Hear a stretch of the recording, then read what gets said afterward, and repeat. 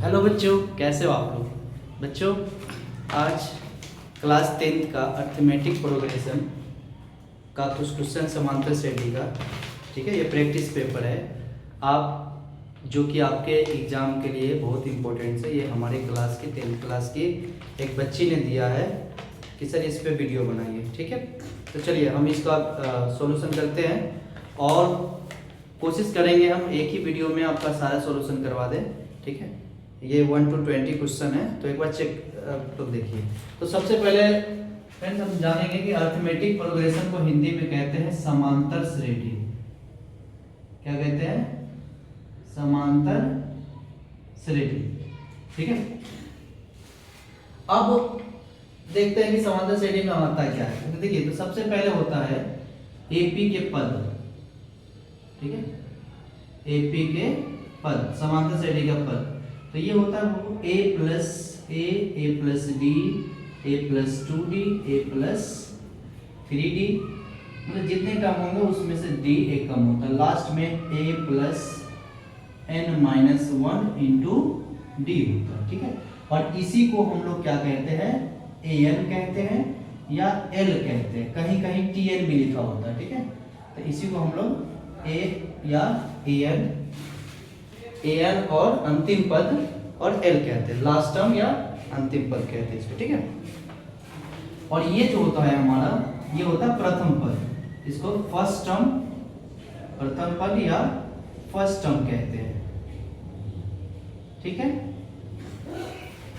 तो इसका फॉर्मूला जो होता है, एक्चुअली इसमें फॉर्मूला जो आता है, अगर हम an बोले या l बोले, एक ही बात है, आप लोगों को समझना है चीजें। तो an equal to a plus n minus 1 into D, ये होता है, ठीक है। अब a को जो यहाँ कहते हैं फर्स्ट टर्म कहते हैं, क्या कहते हैं? फर्स्ट टर्म कहते हैं, इसको पहला पद बोलते हैं, पहला पद बोलते हैं, ठीक है। और d क्या है? d को हिंदी में बोलते हैं सार्वअंतर। क्या बोलते हैं? सार्वअंतर। और इंग्लिश में बोलते हैं कॉमन डिफरेंस, कॉमन डिफरेंस, ठीक है, इसको डी कहते हैं। और जो n है, इस n को कहा जाता है नंबर ऑफ टर्म्स। क्या बोला जाता है? नंबर्स ऑफ टर्म्स, मतलब पदों की संख्या, इसको बोलते हैं पदों की संख्या, ठीक है। ये कितने पद है? आपको कभी an दे देगा तो फर्स्ट a दे देगा और d नहीं दे देगा, n पूछेगा। कभी आपको an दे देगा, a दे देगा और n दे देगा, d पूछेगा। इसी तरह से क्वेश्चन का पैटर्न है। और इसको क्या कहा जाता है? इसको कहते हैं, इन दोनों को अगर बोले तो लास्ट टर्म कहा जाता है, लास्ट टर्म। हिंदी में इसको बोलते हैं अंतिम पद। क्या बोलते हैं? अंतिम पद, ठीक है। जैसे एग्जांपल मैं बोल दूं कि एग्जांपल आपका हो गया ऐसे 2 4 6 8 और लास्ट में आपको दे दिया यहाँ पे 100 दे दिया। तो पूछेगा आपको कि बताइए कि हाउ मेनी टर्म्स, इसमें पदों की संख्या कितनी है, ठीक है। तो हम यहाँ से अगर ऐसे देखें तो क्या बोलेंगे सर कि इसमें फर्स्ट टर्म क्या हो जाएगा हमारा? फर्स्ट टर्म जो हो जाएगा, पहला पद जिसको हम a डिनोट करते हैं, a, तो कितना हो जाएगा? 2 हो जाएगा। d कितना हो जाएगा? Common difference.